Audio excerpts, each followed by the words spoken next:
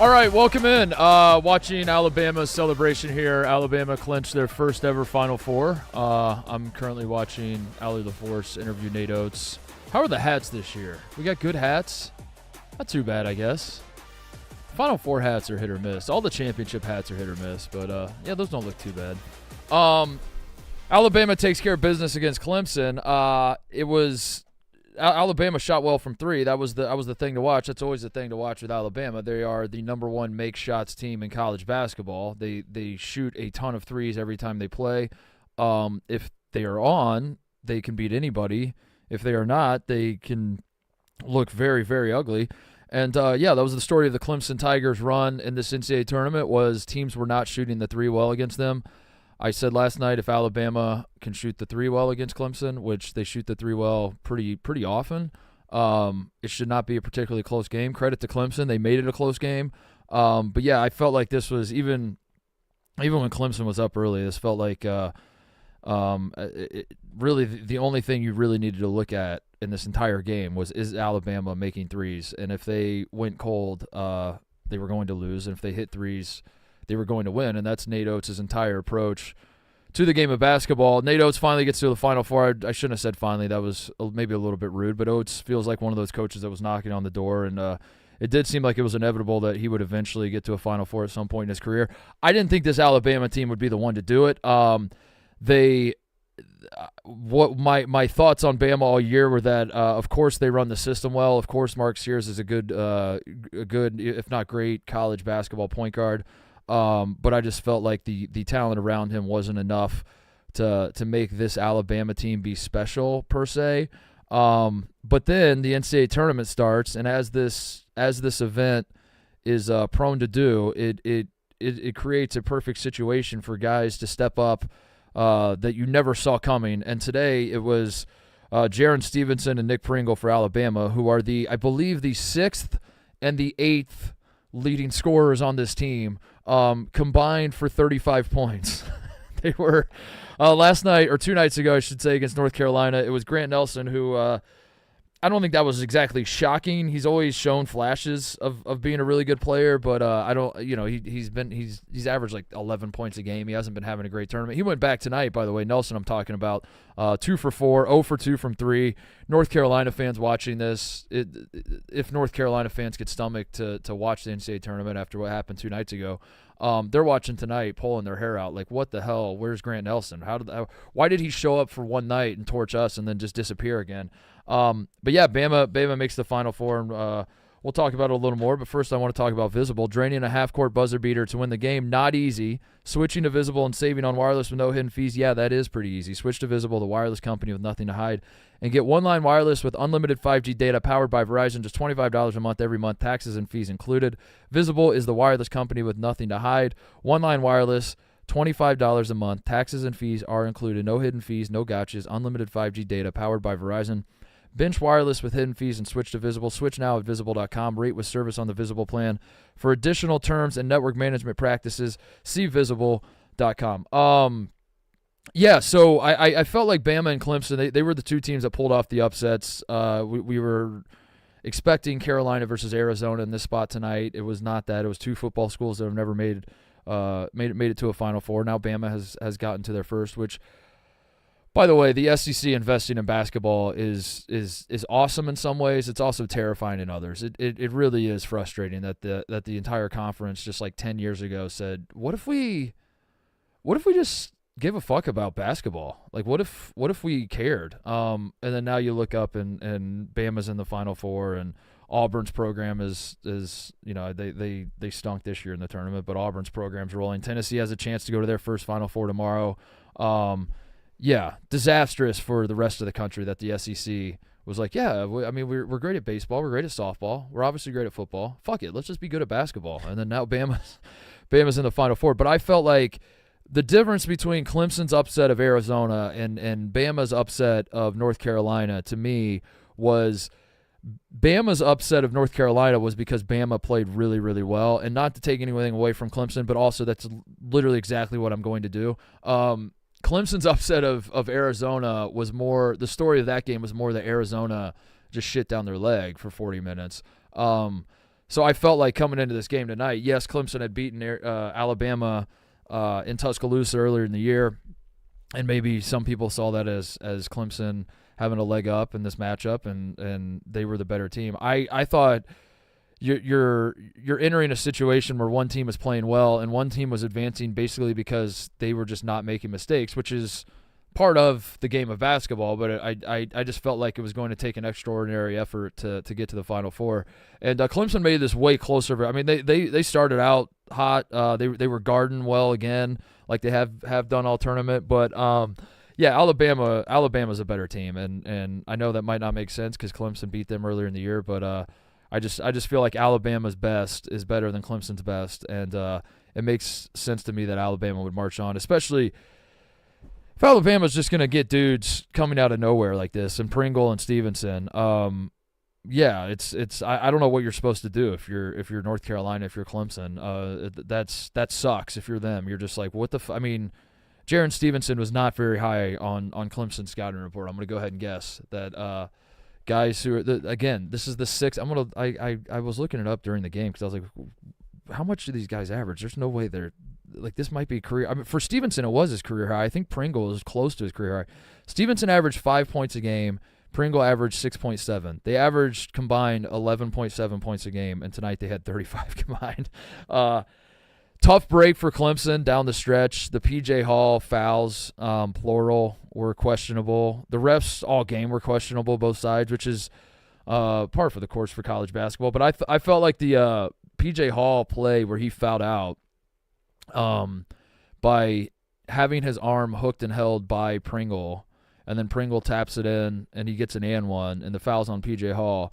And then they go and review it, and they stick with the call. And then Gene Steratore comes on, and Jim Jackson is, like, incredulous. He's like, Gene, we have it clear as day that P.J. Hall's arm got hooked. Why did the foul get called on him? Gene Steratore doesn't really give much of an explanation. Gene Steratore seems like a nice guy.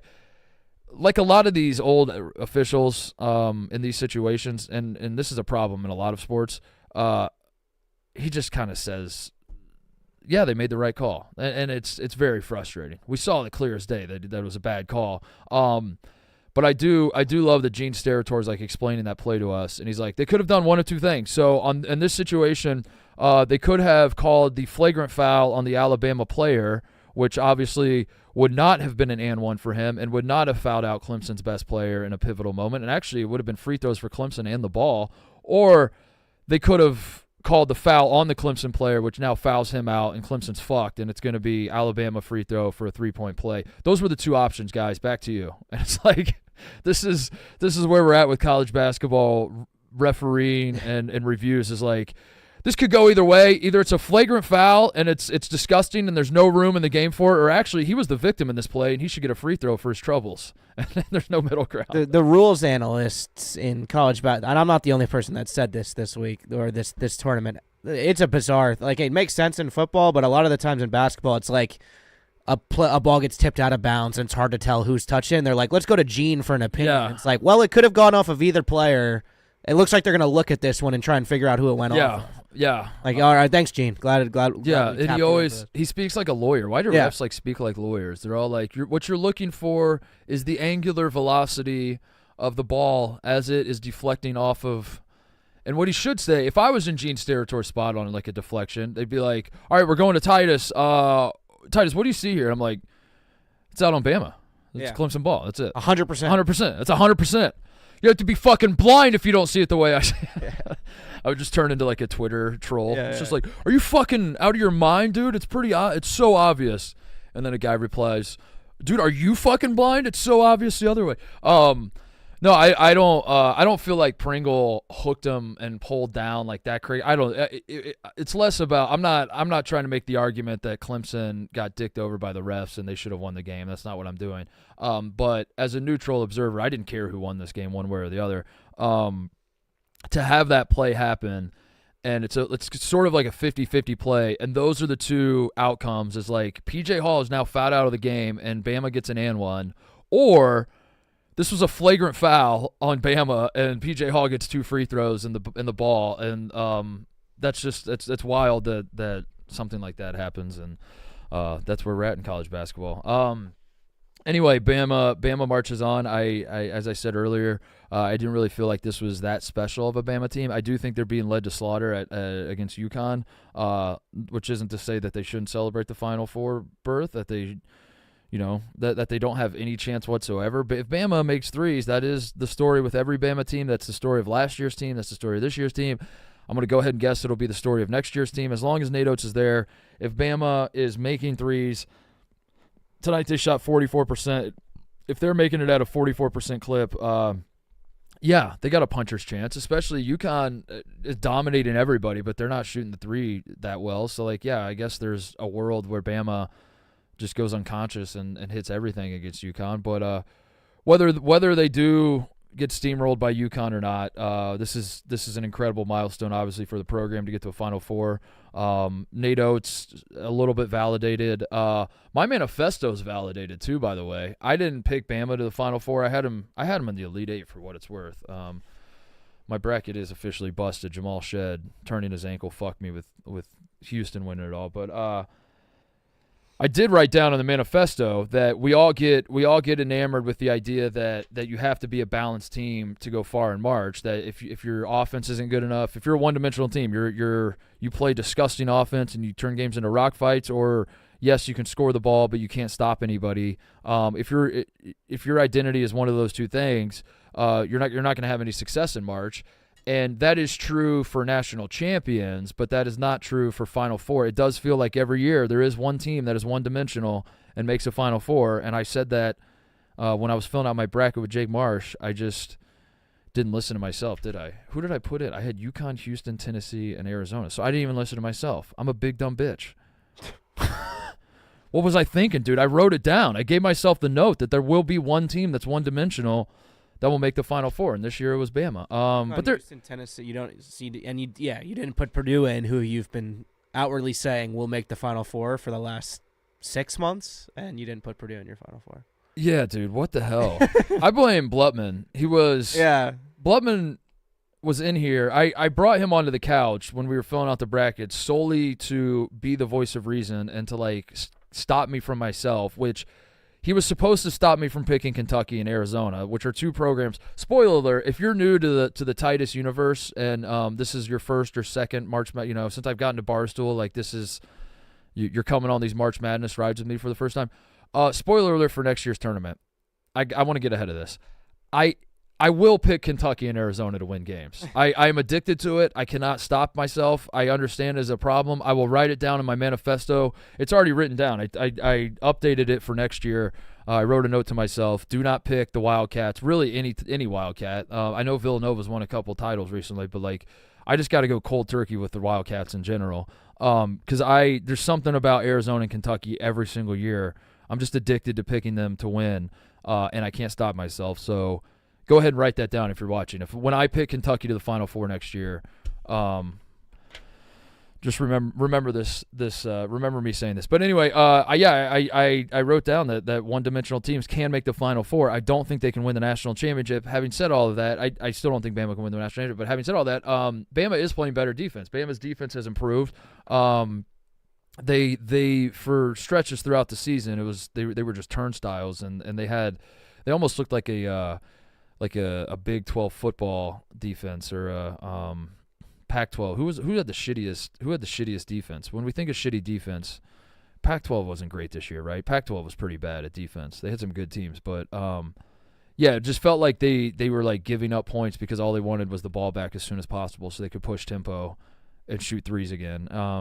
And at least they're I wouldn't say they're fully locking in, and I do think UConn is going to dice them up, and it's going to be a long night for the Tide on Saturday. But they are playing better defense, and they are in the Final Four for the first time in program history. So kudos to them for that. And there we go. I'll talk about UConn here in a second. Let's first talk about Roback. Roback activewear. This is the only thing I will be wearing all of March and the rest of the year for that matter. March Madness may be the best weekend in all of sports, and it isn't the same without Roback. First, Roback's performance hoodies are a total game changer, maybe the softest, stretchiest hoodies in the game.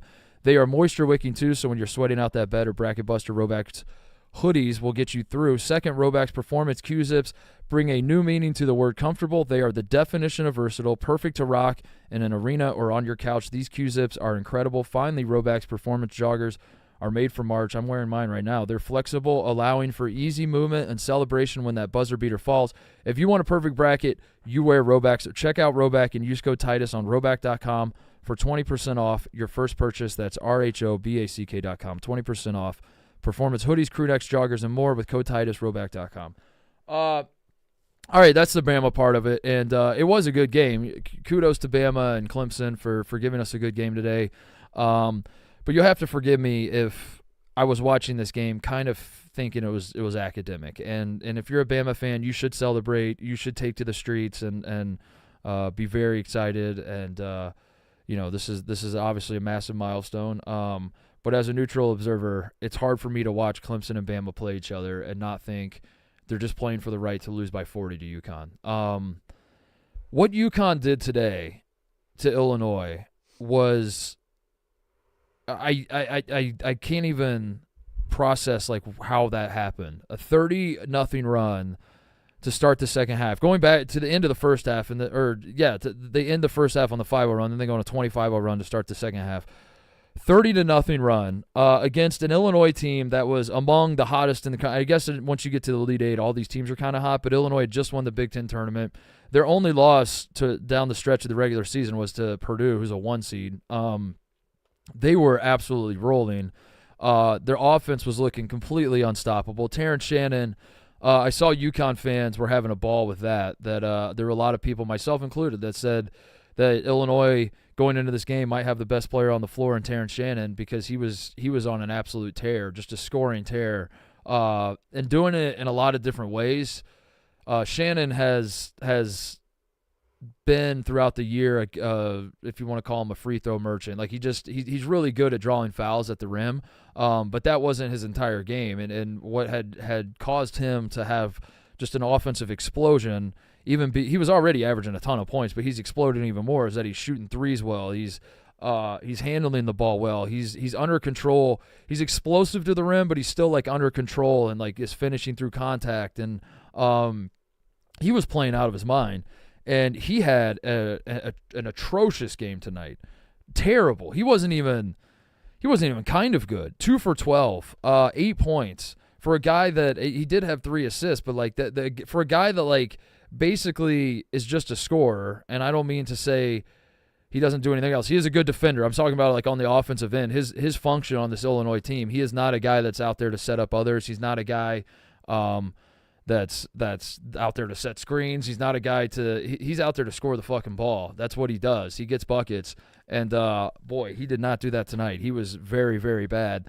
But yeah, the Illinois approach was concerning in some respects and hilarious in others. The Brad Underwood quote that Klingon picks up 1 foul early in the game, and Illinois became obsessed with trying to foul him out of the game, which I don't think they really did the math and realized that he still needed 4 more fouls. Donovan Klingon finished this game with 1 foul.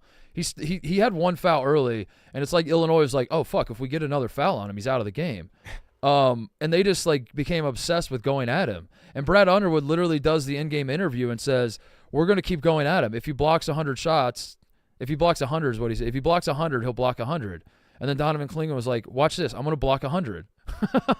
It was insane. I like at no point where Illinois was, it felt like I was watching Arizona throwing up clinks from downtown where they were just like, well, the next one's going to go in. I know it hasn't worked 15 straight times, but this next time it's definitely going to work. And that's what Illinois was doing. And the same way Arizona was doing against Clemson with threes, Illinois was doing that, attacking Donovan Klingon, who like wasn't even, of course he was great defensively. I didn't even feel like he was like that aggressive. He was just kind of standing under the basket. They're driving into him. He's like, you fucking serious, bro? Block?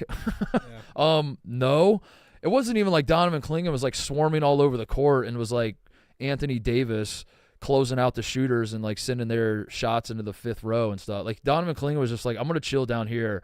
If you guys want to shoot the pull up, like I'll give you that. If you no, you don't. You want to drive in? Okay, well I'm gonna go ahead and block your fucking shot, you dumb bitch. Like he was doing that the whole game, and Illinois just kept doing it over and over and over. What is especially alarming about UConn is that, of course, they played well in the second half. I felt like the first half was not even close to their best. Not even close. It was Donovan Clingan carrying them on both sides of the floor, and everybody else kind of sucked. I mean, Cam Spencer, did he finish? Was he the second leading scorer when it was all? Diarra had 11 and Cam Spencer had 11. Yeah, Clingan had 22. Spencer had 11. I felt like Cam Spencer was terrible, and I look up and he has Cam Spencer had 11 points, 12 rebounds, and 5 assists, and I felt like Cam Spencer had a pretty bad game. Yep. I felt like Cam Spencer was not engaged. Cam Spencer on offense the whole first half. He kind of had no purpose with what he was doing out there. Damask was by far the colder ass white boy. And yeah, I felt like Cam Spencer was I don't know. I don't want to use too strong a language. Like he was embarrassing himself, but I was like, damn, dude, if Cam Spencer plays like this, UConn might not win a national championship because they really need him to play better. In the end, he has great stats, but I don't say that to tear down Cam Spencer. I say that to say that UConn is fucking terrifying because guys like Cam Spencer, I didn't even really play that well. Castle was great guarding Shannon. Didn't really do much on offense, though. Stephon Castle, who's going to be a lottery pick. Newton was 0 for 6 from the field. Their best player and first-team All-American goes 0 for 6 from the field, and they win by 25 points against one of the hottest teams in the country. It's a top 10 team who has maybe the hottest scorer in college basketball coming into the game. It makes no sense. This tear that UConn is on, dating back to last year, is historic. It's literally historic. It's never happened before. The stats are coming. Just every time I look up, there's a new UConn stat. They've led every single game in this tournament by 30 points at one point. Of every single game, they've been up by 30 points. They went on a 30-0 run. This was the only, shout out Evan Miyakawa for this stat. This was the only 30-0 run, and they did, you know what? I'm going to hold these stats because this is a segment on the show. We're going to do the UConn stat of the day, brought to you by Visible. Yeah, this is the segment. Ever wish you could call a foul on your wireless carrier for their hidden fees? Then it's time to switch to Visible. Switch to Visible, the wireless company with nothing to hide, and get one-line wireless with unlimited 5G data powered by Verizon. Just $25 a month every month, taxes and fees included. Don't let hidden fees stop you from being a fan of wireless. Switch to Visible and save. Switch now at Visible.com. Rate with service on the Visible plan. For additional terms and network management practices, see Visible.com. So UConn is dominating. They dominated last year, obviously. The closest game they had, excuse me, I'm burping. I don't know what's gotten into me. The closest game they had last year was stats. You're overdosing. I'm stats. Oh, dude, just fucking. I'll go stat for stat with you. You got some stats? I saw Katie Sharp, who does all the Yankee stats on Twitter, put out one. Okay, so I wanted to make the Visible segment tonight the UConn stat of the day because UConn is on a tear. They are beating the shit out of everybody, and I said it I think last show, maybe it was last night or 2 nights ago. I mentioned that I haven't really been following UConn much in this tournament, not because I dislike UConn or because it was nothing about it. It was simply like I am locked in on the close games, the good games, and UConn is beating people so badly that there's no point in even turning the channel over to their games if there's another game going on because, you know, if there's a 5-point game and there's UConn up by 35, of course I'm going to watch the 5-point game. They are so historically dominant that there's it's hard to put into words, and the only real way to do it is to do it with stats. And so there's just been an avalanche of numbers that everyone's tweeting off to put this in perspective. And I've done my best to compile the ones that I'm just like, holy fucking shit when I read them. And yeah, let's go through them, TJ. Let's go stat for stat. These are the UConn stats. And the first one I wanted to point out, this blew my mind. UConn is winning in this NCAA tournament by an average of 27.8 points per game. Which is not the stat. That's the first half of the stat. They are winning by an average of 27.8 points per game. They are shooting 28% from the three-point line in this tournament. So this is never a stat that I've cared about. This is never a stat that I've ever noticed before. But now that I think about it, has any team had their margin of victory over the course of 4 games match their 3-point shooting percentage over the course of 4 games? Because they're both at like 28. They're winning by 28 points a game, but they're shooting 28% from the 3. And at a time where, for the most part, you can look at every single game that happened in this tournament. Maybe I should go back and figure it out because I'm going to guess it's like 90% of the games. If you just look at who shot the higher percentage from 3 in any of these college basketball games in 2024, it does feel like whoever just shoots the highest percentage from three is going to win the game. And UConn has had some absolute stinkers from three, and tonight was no different. They were 3 for 17 from the three-point line. They shot 17% from the three-point line, and they beat the Illinois Fighting Illini, a 3 seed, a team that won 29 games this year in the Big Ten Conference. They beat them by 25 points and were up by 30 at one point. It boggles the mind. So that's stat number one. Do you have one, TJ, that you would like to share? Yeah, sure. Donovan Clingan, who's one person, had 9 2-point field goals tonight. Illinois' entire team, who's 11 players, had 11 2-point field goals tonight. It's a good stat. Good stat. That's a good stat.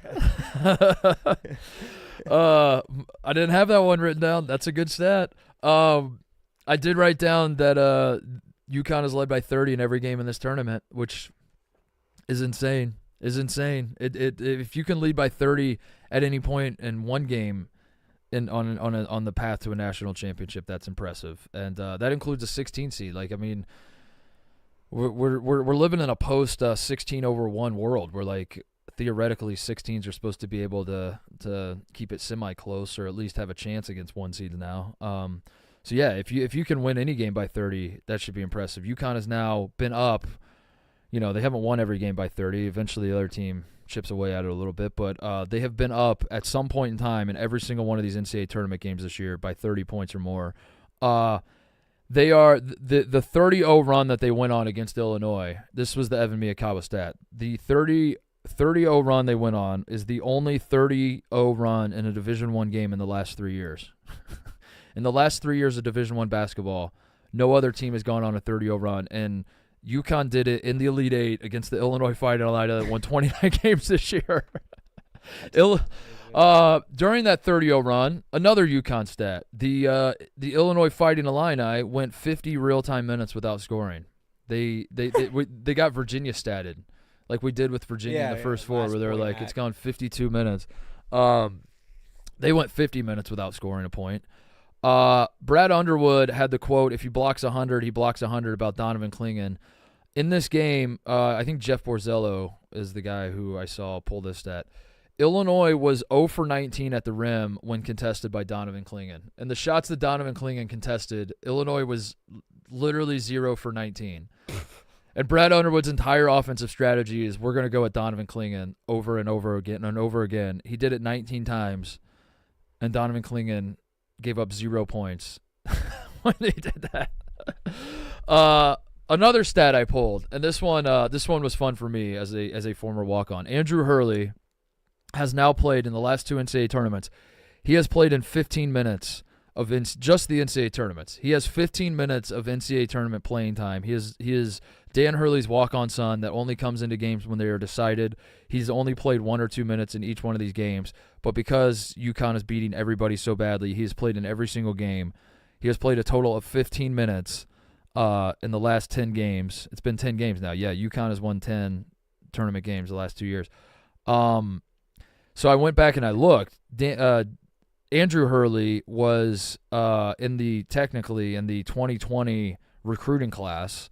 I think it was a foregone conclusion he was going to go to UConn and play for his father, but he was not exactly a 5-star recruit. But this is the point. I went back and looked. There were 24 5-star recruits, which way too many 5-star recruits. We should cap it at like 7. But anyway, according to 24/7.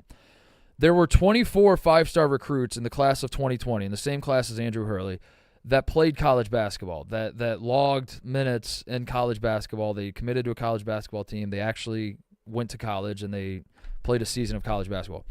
Of the 24 5-star recruits in that class, Andrew Hurley has now played more NCAA tournament minutes than 10 of them. He has played more, almost half, and he might catch Christian Lander, who, 1, was a 5-star recruit, which is crazy to look back on.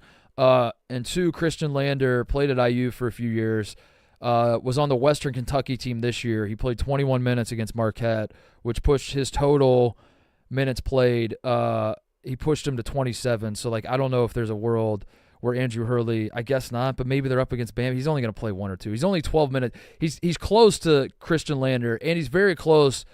the more likely guy he's going to catch is Day'Ron Sharp, who went to North Carolina for a year, played in one NCAA tournament game, and played 19 minutes. He's 4 minutes behind Day'Ron Sharp, so he could catch Day'Ron Sharp.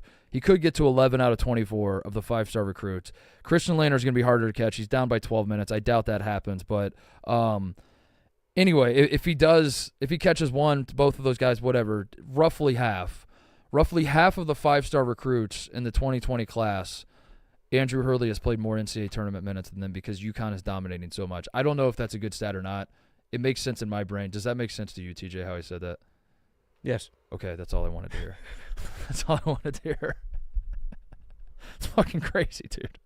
Basically, like I guess Andrew Hurley should have been a 5-star recruit. He's playing 15 NCAA tournament minutes is wild. All right, so it's UConn Bama, and we have Nate Oates, who got his start coaching. Bobby Hurley gave him a start. Bobby Hurley, the story goes, was recruiting a guy from Romulus High School where Nate Oates was the head coach, and he was recruiting him to Buffalo. He liked Nate Oates' style. He hired Nate Oates to the staff at Buffalo. Bobby Hurley took the job at Arizona State. Nate Oates became the head coach at Buffalo. The rest is history. Now we got Nate Oates going up against Bobby Hurley's brother in the Final Four. Maybe there's some familiarity there. That he's coached under a Hurley brother. Maybe he knows the Hurleys well. Unfortunately for Nate Oates, he knows the shitty Hurley brother, the one who sucks at coaching. That's the one that he coached under, so I don't know how much that's going to help him.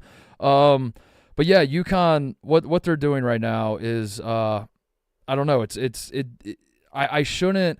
They are so dominant that it's like, how do I say this? I shouldn't like this. Like, they won the national championship last year, and they're obviously very dominant this year. And the rational part of my brain is like, I should be over this, and they should be the villains of college basketball. We should be looking at this like this is a problem. This is an actual problem that UConn is unstoppable in the NCAA tournament. They're about to win their 6th national championship in the last 25 years. This is crazy. We can't let this happen. But I'm watching Bama Clemson, and it's a close game, and there's 8 minutes left, a trip to the Final Four on the line, and all I'm doing is just sitting there thinking about UConn. And I'm like, I wish I could watch UConn right now. I want to watch more UConn. Like, what UConn is doing is, I can't get enough of it. They go on a 30-0 run. I'm like, I wish Connor Griffin was here. What's the Star Wars? What's the Adam Driver guy who just says more? Kylo Ren. Kylo Ren, that guy. He does that, right? He's like, more? That's the GIF, yeah. Yeah, good thing I pulled that reference because no one would know what I meant with the word more unless I used more. No one would have understood if I would have said, I just want to see more UConn. I had to use a very well-known reference so that you can understand it. Yeah, they're extremely likable, and I don't understand how they're pulling this off. Danny Hurley is very brash. I saw in the post-game press conference, he was like, our fans are obnoxious. We talk a lot of shit.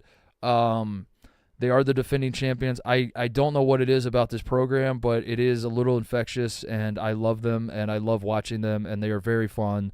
And I don't know if I'll feel this way next year. I don't know. There's just like something about it. Like the way they run their offense is so beautiful. Klingon was a monster tonight. And I can already in the back of my mind, I'm picturing right now the Purdue fans that are going crazy because they're like, you shit on Zach Edey and you say you hate post players. Why are you happy about what UConn was doing tonight with Klingon? They don't use Klingon like that. Like this was a rarity for Klingon. Klingon's an awesome player and he's great on both ends of the floor. But UConn does not. Donovan Klingon averages 4 free throws a game. They don't dump it into Klingon and run their offense through Donovan Klingon unless it calls for that. And tonight it called for that because he had mismatch nightmares all night and they weren't shooting threes well. But that's what makes them so fun is like they did not even play well. They got so many. What happens if all these dudes show up and bring their A game at the exact same time? Your first team All-American was 0 for 6 from the field and you won by 25 in the Elite 8. What the fuck, dude? Your first team All-American was 0 for 6. Your lottery pick guard was 1 for 6. They went a combined 1 for 12. If that's any other team, they lose by 25. Yeah. And they won by 25. I don't know. It just gets to a certain point where it's so dominant, you have no choice but to tip your cap, and I guess that's where I'm at with them. I maybe if they were wearing different uniforms, if this was Duke or Kentucky, maybe we hate it more. Maybe I don't know. Maybe the rest. Maybe I'm on an island here, and like the rest of the college basketball world is like, what are you talking about, dude? Like we fucking hate UConn. Why? How can you not hate these guys? I don't know. There's just something about it. They go on a 30-0 run, and I'm like, I would love to see a 50-0 run. If I'm being honest, I would love to see this keep going. I never want this to stop. This is incredible. So, yeah, it is. I think it's fair to say it's UConn versus the field if it wasn't already. I said it last night coming into today. Illinois was the best shot at knocking off you. Not even knocking them off, just giving them a good game. Like I'm at this point, I don't even need to see UConn lose. I just want to see like the game still be in the balance with 8 minutes left as we go to timeout. And if it couldn't be Illinois, I don't know who it's going to be. There is the theoretical world where Bama is hitting everything. Bama's defense is going to just be shredded by UConn. It is going to be absolutely shredded by UConn. Their only hope is that UConn is getting the shot they want every time down the floor, and for some reason they're missing every single shot. Like UConn will get wide open shot every single time down the floor if they run their offense like they're capable of, with how methodical they are and all the different actions and the screens, setting up the other screens and the dribble handoffs and the curling around the flare screens that curl to the basket and just the fucking, like, how many lobs does UConn run that, like, if you've watched more than one UConn game, you see it coming a mile away that they're going to throw a lob to Klingon or Samson Johnson, and for some reason no other team can stop it. And the reason is because you have all these shooters on the floor that are spacing the floor and they're just impossible to guard. Alabama's going to want absolutely no part of that, and I can't imagine that that's going to be that great of a basketball game unless Alabama just hits like 23s, which, I guess is within the realm of possibility. But yeah, I'm looking at this Purdue-Tennessee game. I mean, Duke has the talent, quote unquote. Like we have to say that about Duke. Duke's not beating UConn. NC State's not beating UConn. Purdue matches up well with UConn, but I almost feel like it works against Purdue because Purdue is just kind of like similar to UConn, just not as good to me. Like it feels like Purdue is just a diet version of UConn, which is awesome, and like, I think Purdue has positioned themselves as the second best team in the country, and they have a very, very good team. And in any other year, I would feel like they should be the national title favorites. And they could beat UConn. I don't mean to say that if it is Purdue-UConn for the national championship, that Purdue has no shot. But I just feel like when you watch Purdue, you see a lot of similarities with the offense that they run. But UConn has an answer for Edey with Klingon, and I feel like Klingon. I mean, you watch Klingon, the way Klingon was operating tonight. Like, there's a reason Klingon's going to be drafted before Zach Edey. His agility is insane. He's so fucking skilled at his footwork is so good. I think Edey could get Klingon in foul trouble, and we have a certain. What we thought might happen in that game, something else, it takes a different shape, and suddenly the game is decided by different players, or maybe Edey just feasts because Klingon's on the bench. I don't know. UConn doesn't rely on Klingon as much as Klingon only played 22 minutes tonight, so there might be long stretches where Edey's in the game and Klingon's not. I don't really know. I'm not saying Purdue doesn't have a shot. I'm just saying, like, Purdue, what makes Purdue really, really good is the things that make Purdue good is that no other team has like answers for certain things that they do, and UConn does. And not only do they have answers, I feel like they do what Purdue does. They just do it better. I guess Tennessee could too. They could turn it into a rock fight like they are prone to do. I don't know though. It's Purdue or Tennessee. That seem to be the only two teams. Whoever wins that game tomorrow, if it's NC State UConn, the national championship, it could get very, very ugly, but we'll see. I don't know. I should be in a position where I'm upset about this because suspense is great, and that's what makes this sport fun. And going into a Final Four where you're like, man, anything can happen, should be something that I want. And right now I don't have that, and I think it's UConn versus the field. But then again, we've been here before, and there have been teams that have looked completely unstoppable going into the Final Four, and they have fucked it up. So. We still have to play the games out. We'll see. The UConn-Alabama line is out. Can I guess? Yeah. You want to do the DraftKings ad and then guess? I'm going to do the DraftKings ad, and then I'm going to guess. It just moved, by the way. The thrill and excitement of March Mania is here, and DraftKings Sportsbook, one of America's top-rated sportsbook apps, is giving new customers a shot to turn $5 into $150 instantly in bonus bets with any college basketball bet. North Carolina listeners, do not forget that DraftKings Sportsbook is now live in your state. A lot of people watching, a lot of people listening are from North Carolina, and you are listening because you have two teams in the Elite Eight. They are playing tomorrow. There will be a team from North Carolina in this Final Four. It is guaranteed. Do not forget the DraftKings Sportsbook is live in your state and has you covered. Download the DraftKings Sportsbook app and use code Titus. New customers can bet $5 to get $150 instantly in bonus bets only at DraftKings Sportsbook with code Titus. The crown is yours. All right, I'm not good at this. This is not my specialty. It's definitely in the double digits. I'm going to say so there's two different lines of thinking. One is like, what would the line have to be for me to really be confused as to who I would whether I would take UConn? And that line would probably have to be like 19.5. Right. To where I would be like, okay, let me think about this for a second. Do I take UConn or do I take Bama?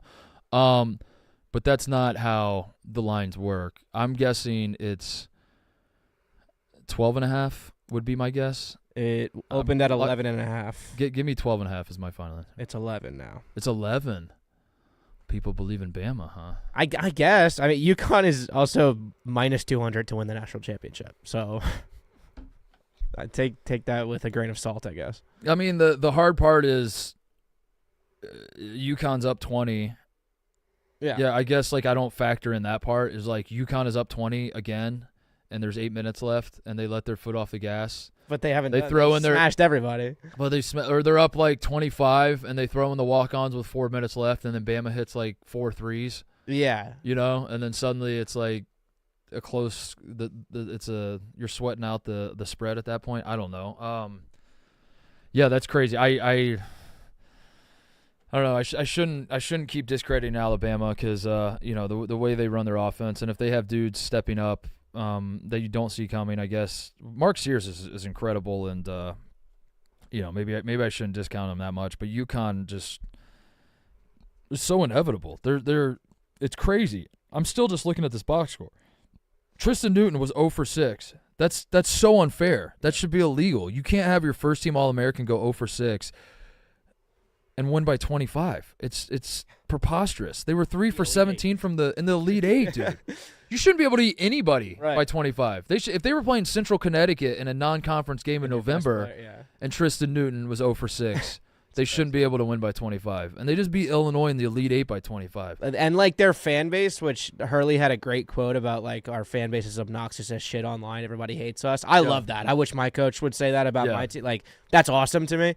Their fan base was like shitting on them. Like Jeff D'Lo was like, three's got to go in at some point. I'm like, you guys are dominating this game. If Jeff D'Lo, their standards are so high. If he sends me one more goddamn text about this UConn team, about how he's nervous for the game coming up, dude, he sent 4 of them. Every game, everybody. Every game this tournament, Jeff D'Lo is texting me where he's like, "What do you think? Do you think we got him?" And I'm like, Jeff.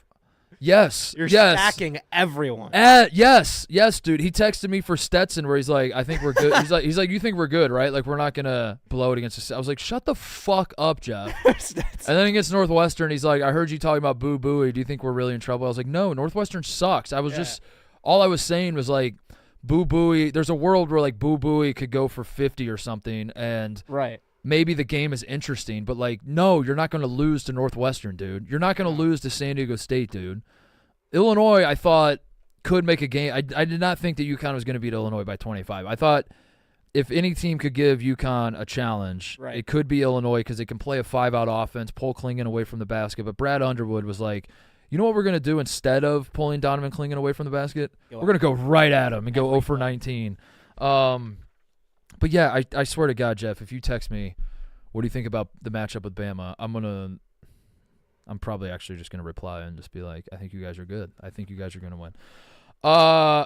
Yeah, I don't know. I hate that I'm there, and I feel like it's inevitable with UConn, but they're just so fucking good right now that I don't want to get carried away, TJ. I might regret saying this, but we're live, so I'm just gonna say it, and you can clip it, and you can hold me to it, because I truly, in my heart of hearts, believe it. And I don't know if this is controversial, but I watched them both play today. I truly believe that UConn is playing well enough right now that I think they could beat the Iowa women and Caitlin Clark. I do. I think the UConn men, if they played Iowa, they would beat them.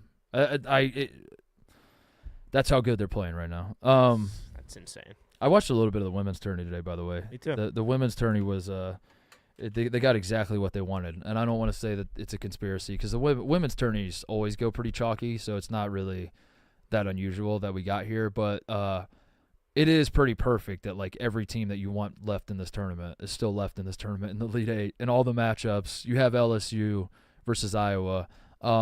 Tough day for the Kim Mulkey haters, by the way, which I am very much nothing. Yeah, I am very much one of. It was a brutal day for us. They beat UCLA, which is whatever. Like Kim Mulkey can win every national championship. It doesn't change how I feel about her as a person. But yeah, the Washington Post article was nothing. What was she so scared about? That like almost makes it. Yeah, she almost Streisanded it. Like Streisanded it. Yeah, she like talked it into a bigger deal. Like I thought there was going to be some sort of allegations or racism or abuse or something. It was just like she is a tough coach. Maybe she did too. Right? Yeah. She was like, "Uh-oh." I swear to God, if you put in there how I used to backhand every one of my players, everyone's like, "What? We actually didn't have that." That's what it felt like she did. Where she was like, she was going on the defensive so badly that it ended up being a nothing article. But somebody in the chat said, "What the fuck do you mean? UConn would win by 100 versus Iowa's women's team." You think so? I don't know. I don't know, dude. Caitlin Clark. She's generational. She's generational talent. She's the all-time leading scorer. Yeah, who's going to guard her? She pulls up from half court and does everything. Yeah, I don't know, man. I think it'd be a pretty good game. Yeah, Clayton can't guard her out there. Yeah, that's true. Caitlin arms Clark, aren't that long. I'd love to see what's Iowa women's coach name? I think it's Bluder. I don't know why I'm asking you. Like you have. I don't know. I think it's Lisa Bluder. I love the idea of her doing an in-game interview, and she's like, "We're just gonna keep going at Donovan Clingan." I just told our girls jump into the 7-footer. It's Bluder, yeah. BLUDR. I just told our girls just keep going, just keep taking bites of that apple, and eventually, it's gonna work out. For that one person in the chat, in case it's not clear, I am joking. I am in fact joking. UConn, I think, would win by at least five. I think they would win by multiple possessions. What else? Women's tourney is awesome. I'm excited for Monday with LSU and Iowa, and Indiana Hoosiers gave South Carolina a little bit of a scare there too. That was nice. I think the women's tournament needed that. I think South Carolina being undefeated, and they've already beat LSU God knows how many times this year. It does feel like South Carolina has a cakewalk to the national championship. So having them have a scare was a good thing as well, because I don't want to live in a world where the men's champion and the women's champion both just win titles without a sweat. So at least South Carolina had a little bit of a sweat. Now they look a little bit vulnerable. But yeah, the 4-1 seeds are left. We get Iowa versus LSU, which is what women's basketball wanted, and that'll be fun. What else? Shout out Minnesota State winning the Division II championship. The Mavericks, I watched a little bit of that game too. That was fun. Really sloppy basketball, but that's what makes it fun. Division II is I love watching that game every year. I never even realize it's on. I just turn it to CBS and it's on, and then I watch every second, and it always seems to be a good game. It came down to the wire. Minnesota State won. First championship in school history.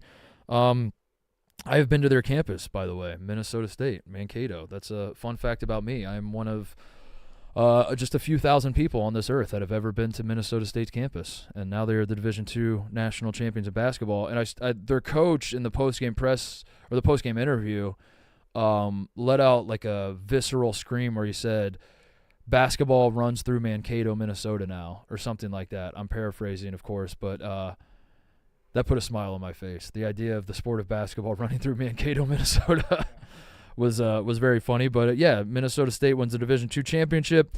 Also, as first reported on the Mark Titus Show, the Fishers Tigers are, in fact, 4A state champions in the state of Indiana.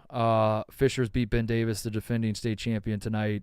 I said they would. I said when the IHSA state tournament started that Fishers would win the state championship. Now, they were the number 1 team in the state, so maybe it wasn't going on much of a limb, but Flory Badungo was at Kokomo. He's a 5-star going to Kansas. Maybe he could disrupt them. I said, no, not going to happen. Fisher's already beat him once. They're going to do it again. Sure enough, they did. Ben Davis, defending state champions. Maybe they were going to beat him in the state championship. No, not happening. Fisher's was in the toughest sectional in the state. All of that was working against them. I was the only voice that said the number 1 team in the state was in fact going to win the state championship, and I was right. And this is just my way of saying all you haters that say I don't know shit about ball and I can't fill out a bracket. Maybe I'm just operating at the wrong level of basketball. Maybe I should just pivot to Indiana high school basketball because I said Fishers would win state and they did tonight, and I totally called that shit. Anything else? The balls are overinflated? Oh, yeah. I wanted to talk about that. The balls are overinflated. Who is this guy? I want to shout him out that did the TikTok. This was good journalism. Bobby P for 3. Bobby P for 3. Bobby P for 3 does the research that the balls that are being used in the NCAA tournament are overinflated. Now, you might remember 2021, the Mickey Mouse tournament. That was the whole thing took place in Indiana. The VCU opted out, or they didn't opt out. They tested positive for COVID, and Oregon got a bye to then beat the shit out of Iowa in the second round. That tournament, that's the tournament I speak of. The NCAA introduced a new basketball. It is very orange, and the immediate returns on this basketball were terrible because guys were dribbling them all over the place. Simple guard-to-guard passes were being bobbled. People were bricking every single shot, and bricks in college basketball are not unusual, but this was at an elevated rate. And I remember there being a serious conversation about how these new balls are a problem. And my theory, which I felt was very sound and based in science, was that Should I answer this phone call? Who is it? Rico? Oh, Rico. Yeah. Answer the phone call. It's Rico. Rico Bosco calling. We'll talk about the balls here in a Rico, second. you're on the Mark Titus Show. I just have one question because I respect Mark's opinion. He's an all-time basketball guy, but I did hear that he was tired of watching this team. So, Mark, are you opting? Bama Nation is asking you, are you opting out of the Final Four because you're tired of the game? When did I say I was tired of watching the team? Are you done? Are you out? Are you opting out? When did I say I was tired of watching the team? He can't hear me. When did I say? Give me the phone. Come give me the phone. Give me the phone. Rico, you have my number. Why did you call TJ? First of all. Because I wasn't going to interrupt you while you were still on. Okay, all right. I appreciate the professionalism. When did I say I was done with this team? I listen to the show fairly regularly, and I remember hearing, I don't know if I want to watch him anymore, too many threes. Yeah, I might have said that. Yeah, I might have said that. All right, respect. I just needed that. That's all. Well, you didn't play defense, Rico. You weren't trying to win games. You were trying. I will say this. Since the tournament started, we're like 48th or 53rd in defense. That's winnable. It is winnable. Uh-oh. Team that of playing bad defense, yes, but we can play with anybody when the lights are on. The brightest stars shine. They're turning it up. So, what do you think about the line? I know you're like 11.5 is crazy. No. Yeah, it should be higher. Respect that. Go out on a high note. Why? I mean, do you really think you have a chance against UConn? Absolutely. Let me tell you something. I'm going to send you a breakdown. Oh my UConn God. is horrific against catch and shoot threes. Horrific. I already got the stats. All the people. I got all the worms. Let me tell you something, too. Dave, I love him. We all love him. He's going to be at the women's game tomorrow. He's not breaking down film like I am. I have a direct line. If I see something, we're gonna catch it. All right. I'm gonna break down his blobs. You can promise you this. I will get his blobs from Wagner and St. Benedict. I can promise you that. This is insane. Well, listen, I will say, if you have your 8th leading scorer on the team have his career night against UConn, you might be able to keep it within 20. We didn't even play with our 6th man. UConn had their All-American go 0 for 6 from the field tonight, and they won by 25, Rico. Yeah, against Illinois. That's the Big Ten. Last time I checked, the Big Ten hasn't had a title. You just played a 6 seed from the ACC, dude. Now the Big Ten could have a championship caliber team. So you have to keep an eye out for that. But tonight is all about the Tide. I love talking ball with you, but you were checked out on this team.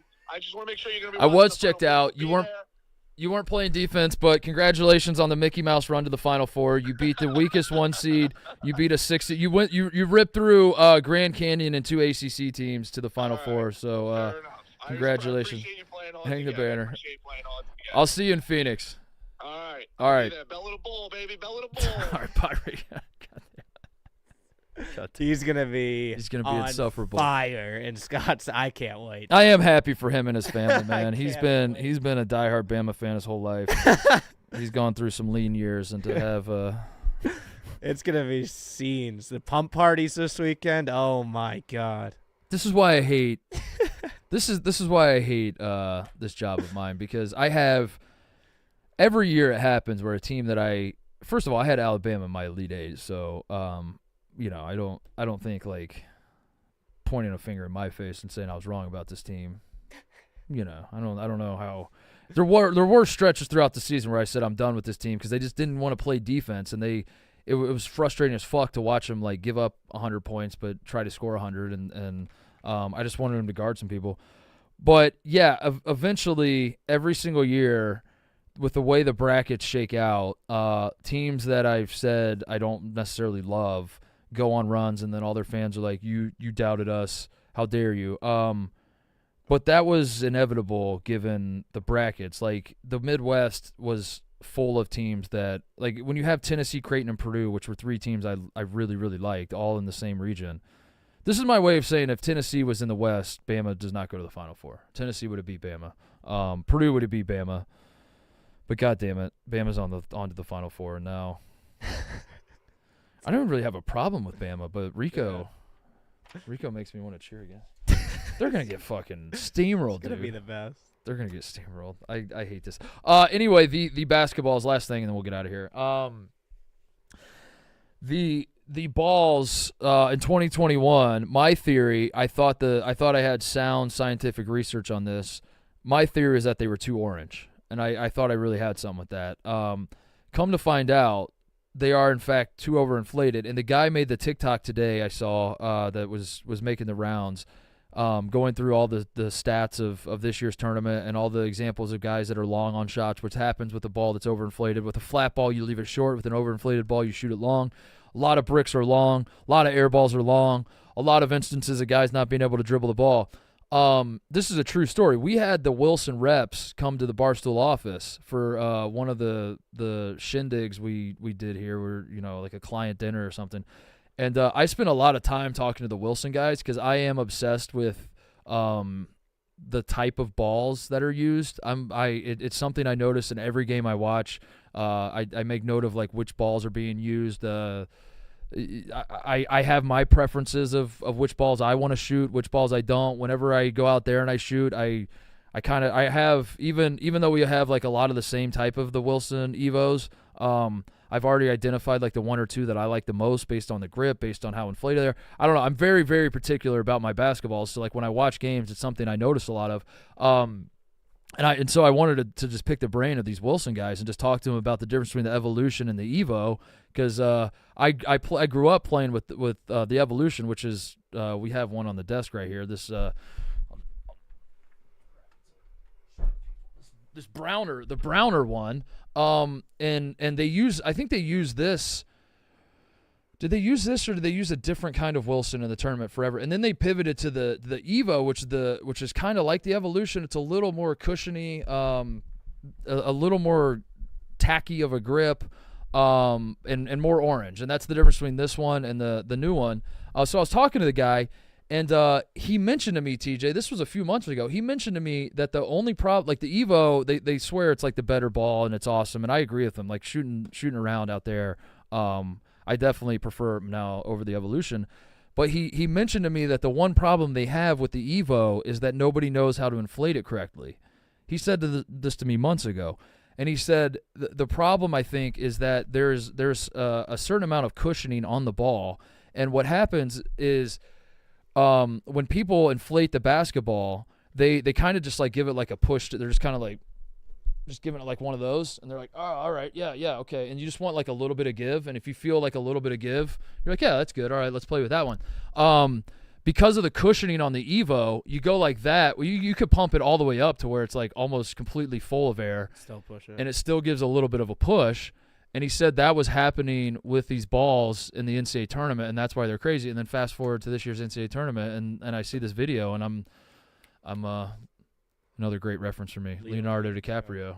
Just like it's a fucking thing that I was told about. So, I don't think it's a conspiracy theory at all. I don't think it's like a tinfoil hat thing at all. I think it's legitimately happening. Why they don't have like standardized digital pumps that just type in the PSI? Yeah, that seems like a very easy fix. It's just like pump it to this amount, and they could standardize that. Yeah, I think it's a legitimate thing that's happening. Is these Evo balls are getting overinflated, and there's certainly a ton of anecdotal evidence out there to suggest it's happening as well. But yeah, I thought it was crazy that I had a 15-minute conversation probably because I was going on and on with him about like basketball technology and what's next, and like Adidas toys. I think they still have them. Like the Adidas balls have fewer seams on them. I guess I don't know what the term is. It's technically not seams, grooves. I guess we'll call them on the basketball. Like the Adidas balls have bigger panels. And that's something that I noticed. When you play like when we would play at Indiana, they're an Adidas school. They would always play with an Adidas ball. I think Rutgers might as well. They have like the bigger panel balls, which feel a little bit different. So I'm talking to this guy about this. I'm talking to him about, the NBA and how they went away from the ball. The NBA uses Wilson balls now, but the NBA went away from the NBA's balls are very, very slippery, which is why like LeBron puts the chalk on. He gets his hands moist, puts a little chalk on. Now he's got some grip to him because the balls are so slippery. It's why Steve Nash would dribble the ball up the court and he's licking his fingers at all times. The NBA ball discourse came up this year too because I think Pat Bev might have said it where they like offer you like a new, like there's like a game ball offering at the beginning of the game where there's like a medium used and a very used ball. Really? And a lot of the veteran players will go after the very used ball, like the pearls. They want like a slippery ball because like that's their preference. That's what they like. There's a LeBron clip of like a ball that had like water spilled on it, and they were gonna like switch the ball out, and he's like, "Nope, dry it off. Like we're keeping this ball." Like, wow, ball discourse. This is the most talking ball ever, but ball discourse is like a big deal in the NBA. Well, it's a real thing, and I think it's something that casual fans might not notice. But it really does make a massive difference, and players are very, very particular about this stuff. The NBA, though, the reason their ball is so slick is because a slick ball, and you're like, why would you not have like grip on the ball? Shouldn't they want to be able to handle it better and shoot it better? The reason is it slides through the rim easier. Like the NBA balls, when they hit the rim, they just slide right in. And the swish, if you're watching an NBA game and you hear the swish from an NBA game versus a swish of a college game, the NBA game is just like the snap is just so much cleaner. And it's because the ball is slippery. And college uses most of the colleges use more of a tackier, grippier ball, which makes it easier to handle and easier to shoot. You get a better grip on it. But then it works the opposite way where, like, the NBA ball, you want to have your hands be like, you want to lick them, you want to, like, get a little sweat on your hands so that way you have some sort of grip on the NBA ball. On the college ball, if your hands are wet, it then becomes slippery. It, like, has a reverse effect on it. I don't know. I don't know if anybody gives a fuck about any of this, but, yeah, it was one of those videos that was, like, making the rounds, and to a layman, they're probably like, that seems insane. And to me, I was like, no, dude, nothing has ever made more sense to me than the video that guy made. What was his name again? Shout him out. I forget. Rico got me all discombobulated. EP for 3. I just pulled up Twitter, and the very first tweet I see is, hey, at Seth on Hoops, who did you pick today, you moron? From Rico Bosco. He's insufferable. We're going to have peak Rico. We're going to have Pico Bosco for the next... When do they play? Saturday? 7 days. Yeah. It would be annoying if Rico went to if Rico grew up in Alabama, his parents went to Alabama, he went to Alabama, and now Alabama was in the Final Four for the first time, and he was just as obnoxious as he is now. Yeah. That would be extremely annoying. That is not the case. He texts Nate Oates an elephant emoji and a green check mark every so often. Nate Oates double taps it with a thumbs up, and that's the reason he's obnoxious. He did go on his boat. He did go on Nate Oates' boat with Fastuli. I need to get a boat and take Rico out on my boat with the condition that you Be nice to me. One, be nice to me. Like, one, like, every time I think you and I are in a good spot, let's, like, keep it that way. And two, like, just, can you not? Yeah. Condition one, be nice to me. Yeah. Condition two, can you not? And I think I might do that. If that's all it takes, I'm gonna get a boat myself. All right, that's the show. Thanks for watching, everybody. If you're watching live, and everybody listening on the podcast feed or watching after the fact, I appreciate you as well. I'll be back tomorrow. Earlier games tomorrow. We have what's the Central time? It's 1. Yeah. I think it's 1 Central. Is the first game? Is it 1? 1:20. Purdue Tennessee's first. Why would they do that? That should be anyway, Purdue, Tennessee first. That's going to be a banger of a game. I think the winner is the only team that can knock off UConn. So we're going to be all eyes on that one. But Duke, NC State should be fun as well. I'll be back tomorrow after the Duke, NC State game. We'll be live again. See you guys then.